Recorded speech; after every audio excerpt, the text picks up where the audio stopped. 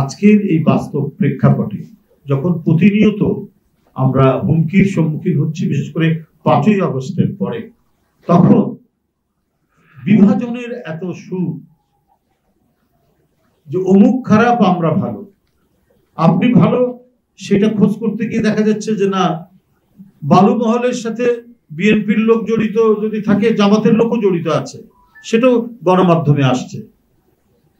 গণমাধ্যমে যে আসছে না তারা সেটাও আসছে, কিন্তু সেটা বেশি ফলাও করে প্রচার হচ্ছে না। সিলেটের পাথর উত্তোলনের সাথে জামাতের নেতার নাম পাওয়া যাচ্ছে, নারী ঘটিত বিভিন্ন ঘটনার সাথে নাম পাওয়া যাচ্ছে, কিন্তু সোশ্যাল মিডিয়ায় বিএনপি করছে বিএনপি করছে বিএনপি করছে, কিন্তু বিএনপি তার বিরুদ্ধে কি ব্যবস্থা নিচ্ছে ওটা তো ফলো করে আপনারা বলছেন না। ওইটা তো বড় করে আপনারা কখনো দেখাচ্ছেন না যে হ্যাঁ, একটা পরিবারের মধ্যে ইয়ে থাকতে পারে, দুষ্ট ছেলে থাকতে পারে, তা সেই দুষ্ট ছেলেকে শাসন করছে কিনা বাবা মা, সেটা তো বিবেচনা করতে হবে। যে বাবা মা তার নিজের দুষ্ট ছেলেকে শাসন করে, সেই বাবা মা সবথেকে সার্থক বাবা মা। তো আপনারা সেইটা না তুলে খুব প্রথমে সরকারের একজন উপদেষ্টা শুরু করলেন, এখন সেই কোরাস এখন গাচ্ছেন একটি রাজনৈতিক দল। আমি গতকালকেও দেখলাম এই চাঁদাবাজি, বালু উত্তোলন, এই সেই, তো এখানে তো আপনাদেরও নাম পাওয়া যাচ্ছে।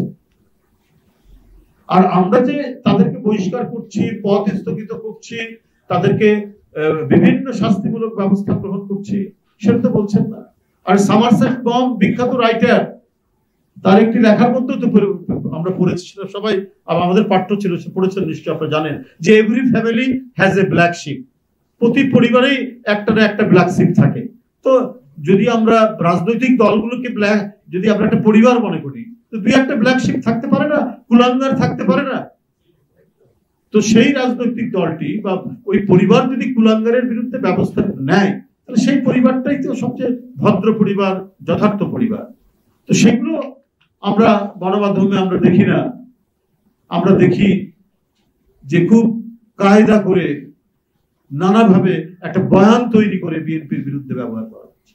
আমি যদি বলি, আমি ছাত্র রাজনীতিতে যে নির্বাচন হচ্ছে কি হচ্ছে না হচ্ছে আপনারা সব দেখছেন, কিন্তু একজন ইউনিভার্সিটি যিনি ভিপি হয়েছেন, তাকে কি ম্যাজিস্ট্রেসি পাওয়ার দেওয়া হয়েছে? তিনি ইউনিভার্সিটির মধ্যে কোনটি অবৈধ দোকান না দোকান, অবৈধ দোকান থাকতে পারে, কিন্তু সেটা ফাইন করার অধিকার কি ইয়ের আছে, ভিপির আছে, ডাকসুর ভিপির আছে? তিনি সেটা ফাইন করে 3000 টাকা ফাইন করে সেটা আবার নিচ্ছেন পার্টি, কি বলে ওদের, ওটাকে বাইতুল মালে জমা দিচ্ছে। এটা কোনো আইনগত ভিত্তি আছে? আপনার ইউনিভার্সিটির ক্যাম্পাস হবে জ্ঞান চর্চার একটা বিশাল একটা ক্ষেত্র, জ্ঞান চর্চার আধার হবে ইউনিভার্সিটি, এবং সেই জ্ঞান চর্চার দায়িত্ব পালন করবে ডাকসু। সেই জ্ঞান চর্চায় শিক্ষক ছাত্রদের অংশগ্রহণ থাকবে। এইটা কতটুকু নিশ্চিত করা হচ্ছে সেটা না করে আপনি যে দোকান বৈধ না অবৈধ তার কাছ থেকে ফাইন করছেন। তো এটা তো আমরা সোশ্যাল মিডিয়া বা কোনো জায়গায় দেখলাম, একটু দেখেছি, কিন্তু এটা নিয়ে তো কোনো দেখলাম না, আলোচনা দেখলাম না। আপনি কি করে, এটা কি ডাকসুর ভিপি? আমি তো ডাকসুর ভিপি ছিলাম একটা ইউনিভার্সিটির। আমরা তখনও আমরা কোনো বিশ্ববিদ্যালয়ের ভিতরে কে দোকানদারি করছে, কে মার্কেট করছে, এটা তো ইউনিভার্সিটির অথরিটি আছে, প্রশাসন আছে, তারা ইয়ে করতে পারে। সেখানে ছাত্রনেতা গিয়ে বলতে পারে যে এখানে ক্যাম্পাসের যে একটা শান্তিপূর্ণ সমাহিত পরিবেশ আছে, এটা বিঘ্নিত হচ্ছে, স্যার এটা আপনি দেখেন। আপনি গিয়ে ফাইন করে দিচ্ছেন, আর সেই ফাইনের টাকা যাচ্ছে জামাতের বাইতুল মালে। এটা কোন ধরনের বিষয়? এটা বরাবরই আমরা দেখেছি যে এদের একটা কর্মকাণ্ড হচ্ছে স্টেট উইদিন দি স্টেট, রাষ্ট্রের মধ্যে রাষ্ট্র করা। আমরা সেই পরিবেশ আমরা দেখেছি। আবার বলে ইউনিভার্সিটির হলগুলোতে কি বলে যে খাট দিচ্ছে, লোহার খাট। ভাই এটা কি ইয়ের দায়িত্ব নাকি কোন রাজনৈতিক সংগঠন বা ডাকসুর দায়িত্ব? আপনি ছাত্রদের দাবি দেওয়া নিয়ে ভাইস চ্যান্সেলরের সাথে বার্গেনিং করবেন, আন্দোলন করবেন।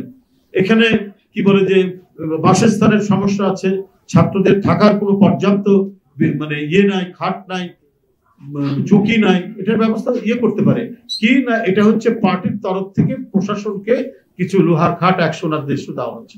এটা তো একটা অদ্ভুত ব্যাপার। এটা তো এই জিনিসটাই হচ্ছে যে স্টেটের যে একটা আইনগত ভিত্তি আছে, রাষ্ট্র যেভাবে গড়ে ওঠে, এটা তো রাষ্ট্রের বিরুদ্ধে একটা কাজ যে আপনারা এটাকে এতিমখানা নাকি যে আপনি সেখানে লোহার খাট দেবেন, আপনি সেখানে কি বলে যে খাওয়ার জন্য ডাইনিং টেবিল দেবেন।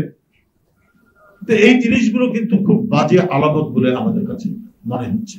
এবং এই যে পরিবর্তিত পরিস্থিতিতে আজকে পার্শ্ববর্তী দেশ থেকে যে ধরনের হুমকি হুঙ্কার ক্রমাগত ভাবে আসছে, বর্তমান যে রাজনৈতিক পরিস্থিতি যেভাবে যাচ্ছে, যেভাবে এগোচ্ছে এবং যে সমস্ত শক্তির উত্থান ঘটছে, এটাও এক ধরনের আমাদের সার্বভৌমত্ব এবং স্বাধীনতা মানে অটুট রাখার জন্য একটা বড় ধরনের আমি মনে করি যে একটা ষড়যন্ত্র চক্রান্ত পাকিয়ে তোলার সুযোগ সৃষ্টি হবে, সুযোগ সন্ধান।